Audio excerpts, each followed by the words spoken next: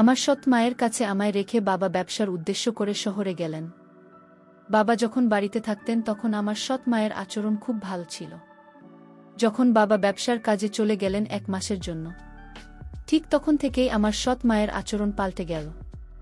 আমি যখন রাতে খাবার খেতাম, তারপর আমি আর কিছুই বলতে পারতাম না। আমি খাবার খাওয়ার সাথে সাথে আমি ঘুমিয়ে যেতাম। এরকম আমার এর আগে কখনো হয়নি। আমি যখনই রাতে খাবার খেতাম ঠিক তখনই আমি অজ্ঞানের মতো পড়ে থাকতাম। আমি সকালে উঠে আমার সৎ মাকে জিজ্ঞেস করলে তিনি বলতেন, এ বয়সে একটু বেশি ঘুম হবেই। কিন্তু হঠাৎ করেই আমি জানতে পারি আমি মা হতে চলেছি। সেই খবরটা শোনার পর আমার আত্মা কেঁপে উঠল। এটা কি করে সম্ভব? আমি তো কিছুই বুঝতে পারছি না। কিন্তু আমি যখন জানলাম আমি কিভাবে মা হতে চলেছি, আর সেটা আমি কোনোভাবেই মেনে নিতে পারছিলাম না। তাহলে আসল ঘটনাটি বলি। আমি যে জায়গায় থাকতাম ওখানে কোনো পুরুষ থাকত না, আর না আমার কোনো আত্মীয় স্বজন থাকত। তারপরেও একদিন আমি জানতে পারলাম যে আমি মা হতে চলেছি। এটা শুনে আমার দম বন্ধ হয়ে আসছিল। কিন্তু আমি বুঝতে পারলাম না যে এটা কি করে সম্ভব হলো। কিন্তু আমি কিভাবে মা হলাম সেটা জানার জন্য আমি ব্যাকুল হয়ে উঠি। আমার নাম ঝুমা। আমি আমার নামের মতোই সরল ছিলাম।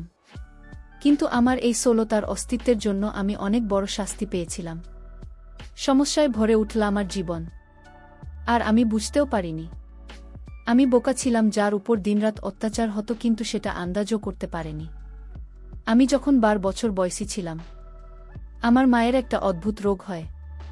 হঠাৎ করেই তার অর্ধেক শরীর কাজ করা ছেড়ে দিয়েছিল। মা দেখতে দেখতেই হঠাৎ বিছানায় পড়ে গেল।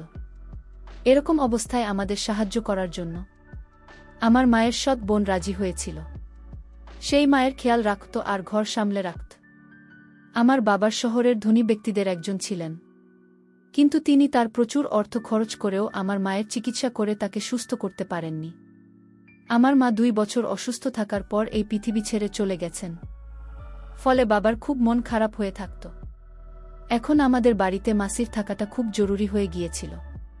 তাই এই সমাজকে চুপ করাতে আমার বাবা শাহানা মাসিকে বিয়ে করে নিলেন।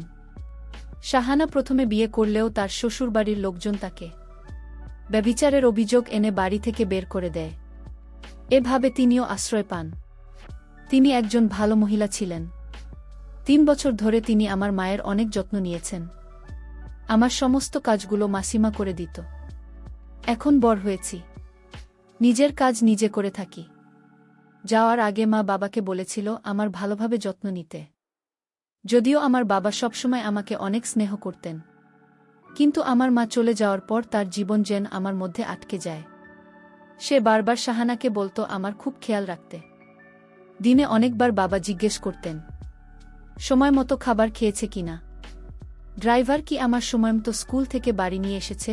একদিন আমার বাবাকে একটি গুরুত্বপূর্ণ কাজের জন্য কয়েকদিনের জন্য বাইরে যেতে হয়েছিল, এবং তিনি খুব চিন্তিত ছিলেন এবং তিনি শাহানাকে বিশ্বাস করেছিলেন, কারণ তিনি কঠিন সময়ে আমাদের সমর্থন করেছিলেন, যখন কিনা আমাদের অনেক আত্মীয় আমাদের ছেড়ে চলে গিয়েছিলেন। বাবা সহজভাবে একদিন বললেন আমার মেয়ে আমার সবকিছু। আমি যা আয় করছি সবই আমার মেয়ের। আমি আর কাজকর্ম করতে চাই না। আমি এই শেষ কাজটা করতে যাচ্ছি। এই কাজটি আমাকে এত সম্পদ দেবে যে আমি সারা জীবন বসে বসে খেতে পারব।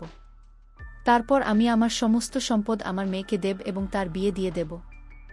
আমার জামাই আমার সাথে থাকবে। আমি শুধু আমার স্ত্রীর স্মৃতিতে আমার শেষ জীবন কাটাতে চাই। আমি তোমাকে আশ্রয় দিয়েছি। এটা তোমার বাড়ি, তোমার কোনো কিছুরই অভাব হবে না। শাহানা আমার বাবাকে বল কি বলছো তুমি? আমি অনেক ভাগ্যবান যে তুমি আমাকে তোমার বউ মেনে নিয়েছ। আমিও সারা জীবন ঝুমার মা হয়েই কাটাতে চাই।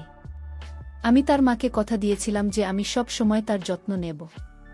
তিনি আমার আসল বোন ছিলেন না, তবে তিনি বোনের চেয়েও বেশি ছিলেন। আমি তার কাছে আমার প্রতিশ্রুতি পূরণ করতে চাই, এবং এটাই আমার জীবনের লক্ষ্য। আমার বাবা বললেন আমি নিশ্চয়ই জীবনে অনেক কিছু পূর্ণ করেছি যে আমি তোমার মতো একজন ভালো মহিলা পেয়েছি। 1 বছর পর গ্রামের বাইরে যাচ্ছি। আমার মেয়েকে তোমার কাছে ভরসা রেখে ওর খেয়াল রেখো। আমি তার জন্য একটা সম্বন্ধ দেখেছি। ছেলেটি আমার বন্ধুর ছেলে, তার সাথে ঝুমার বিয়ে দেব এবং আমার সমস্ত সম্পদ তাদের দুজনের নামে করে দেব। বয়স যখন 16 বছর তখন আমার বাবা আমাকে শাহানার কাছে রেখে যান।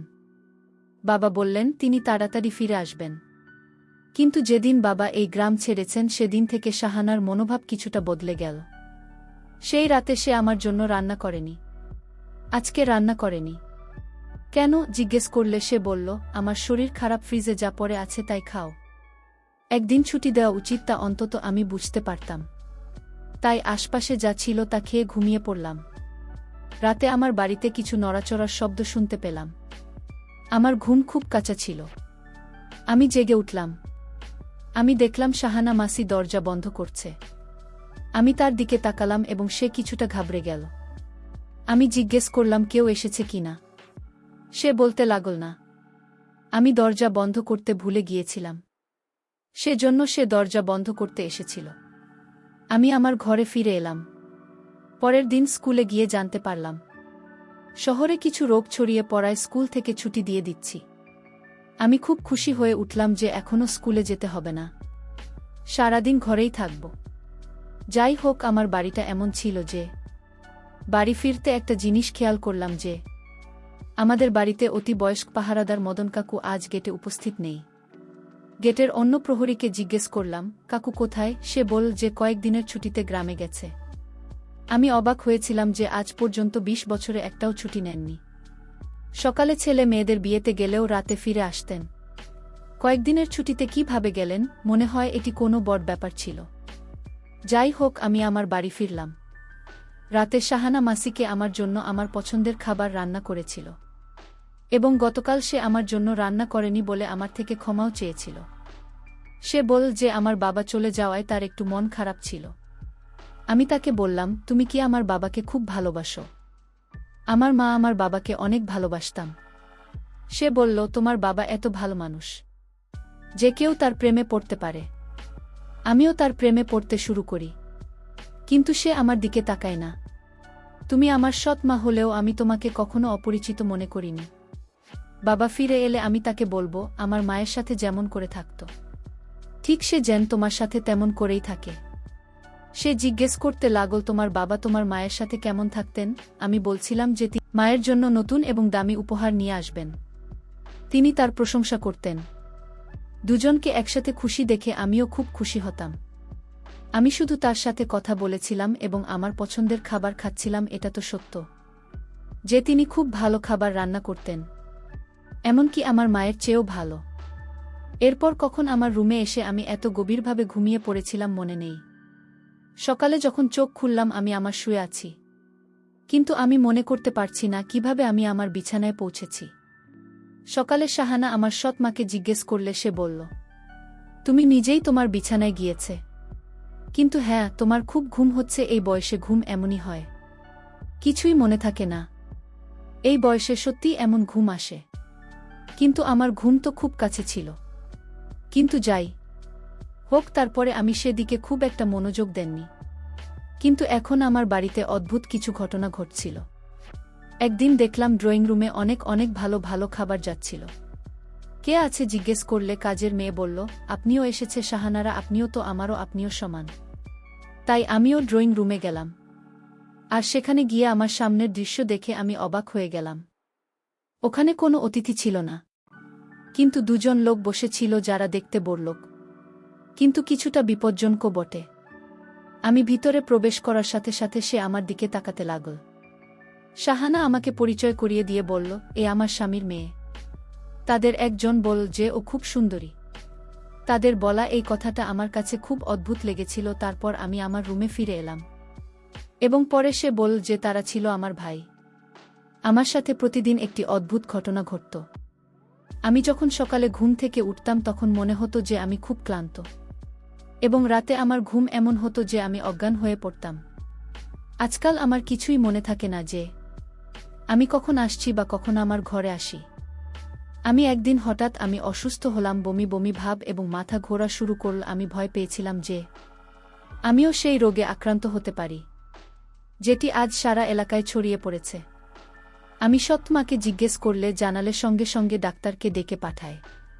ডাক্তার বাড়ি এসে আমাকে চেক আপ করলেন।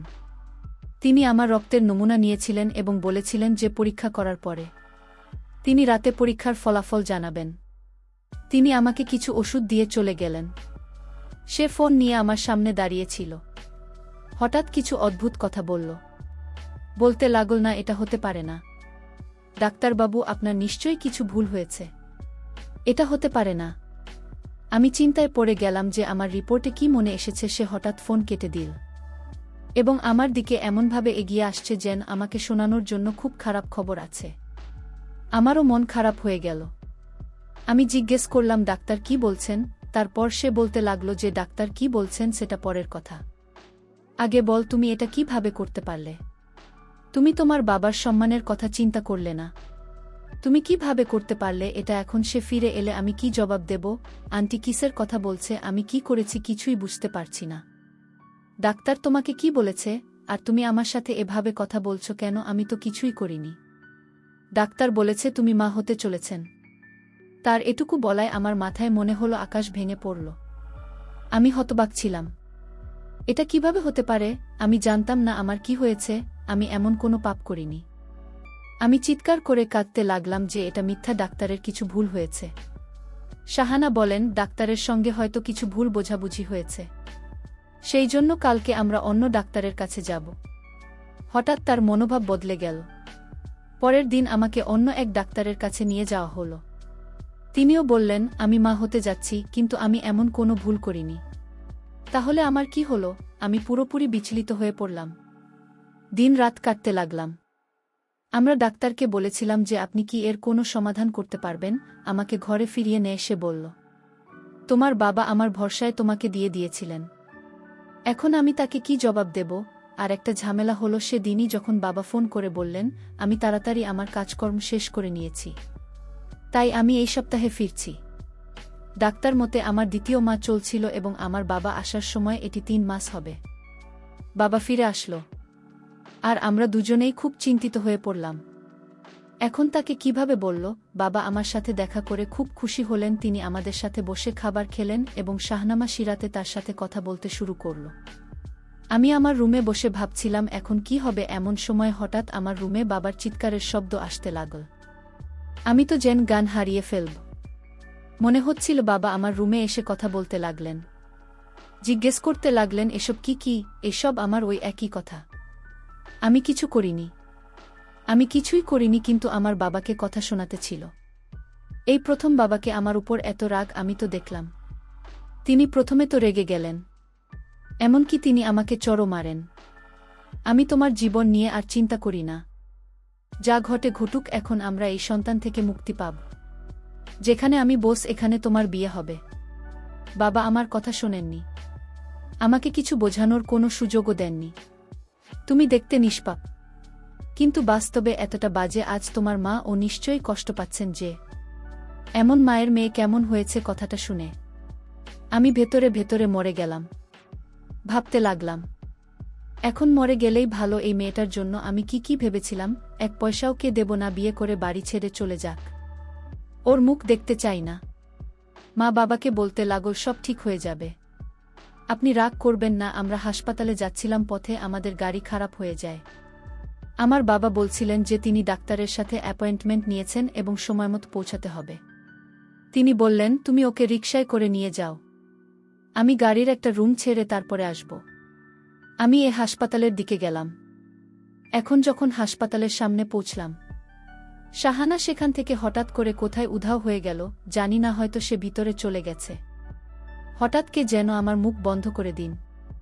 এরপরে আমি অজ্ঞান হয়ে যাই। আমি যখন চোখ খুললাম তখন একটা ঘরে একটা চেয়ারে হাত বাঁধা অবস্থায় আমি বসেছিলাম। আমার সামনে একজন লোক দাঁড়িয়ে ছিল যার বয়স 25 বছর হবে। তার হাতে মোবাইল ছিল। তিনি ফোনে সে একজনকে বলেছিলেন যে আপনি যদি আপনার মেয়ের নিরাপত্তা চান তবে অমুক জায়গায় 5 লাখ আসুন। সে হয়তো আমার বাবাকে ডাকছিল। আমার বাবার শহরের একজন বিখ্যাত ধনী ব্যবসায়ীর মেয়ে, তাই লোকেরা জানে যে তারা তার বিনিময়ে অনেক কিছু পাবেন। বাবার সাথে কথা বলে সে আমার সামনে গিয়ে বসে তাকে খুব খুশি খুশি দেখাচ্ছিল, যেন ভাবছে সে অনেক টাকা পাবে। আমি তাকে বললাম, প্লিজ আমাকে যেতে দাও। সে বলল, আমি তোমাকে ছেড়ে দেব, শুধু মুখ বন্ধ রাখো এবং তোমার বাবা টাকা না আনা পর্যন্ত চুপচাপ বসে থাকো। আমার বাবা টাকা নিয়ে হাজির হলেন। তারপর দেখতে পেলেন আমার মা লোকটি পিছনে দাঁড়িয়ে আছে। বাবা বললেন, তুমি এখানে কেন? মা বলল, তোমার মেয়েকে যে বন্দি করেছে সে আমার বড় ভাই। আমি চাই তোমার মেয়ের সাথে আমার ভাইয়ের বিয়ে হোক, আর সমস্ত টাকা পয়সা সম্পত্তি আমার ভাইয়ের নামে হোক। আমার মায়ের আসল চেহারাটা আজ পরিষ্কার হয়ে গেল। আমার মা আরও বললেন, তোমার মেয়ে যে মা হতে চলেছে সেটা আমার ভাইয়ের। আমি তোমার মেয়েকে রাতে এমন কিছু খাওয়াতাম সাথে সাথে ঘুমিয়ে যেত, তার কোনো হুঁশ থাকত না। আর এই মুহূর্তে আমার ভাইকে তোমার মেয়ের রুমে পাঠাতাম। আর রুমে গিয়ে কি করেছিল সেটা তো তুমি বুঝতে পারছ। আমি আর বলতে পারছি না। এই কথা আমার বাবা শোনার পর আমার বাবা হতাশ হয়ে গেলেন। আর বাবা 5 লাখ টাকা দিয়ে আমাকে তাদের কাছ থেকে নিলেন। বাবা পরদিন থানায় গিয়ে মামলা করে দিল। আর এর কিছুদিন পর আমার সৎ মা এবং তার ভাইকে জেলে নিয়ে গেল। তাদের কঠিন শাস্তি হল। পরিশেষে একটি কথা তোমাদের, আসলে সৎমা কখনো আপন হয় না, সৎমা সতী থাকে। আজকের গল্পটি কেমন লাগলো তা অবশ্যই কমেন্ট করে জানাতে ভুলবেন না।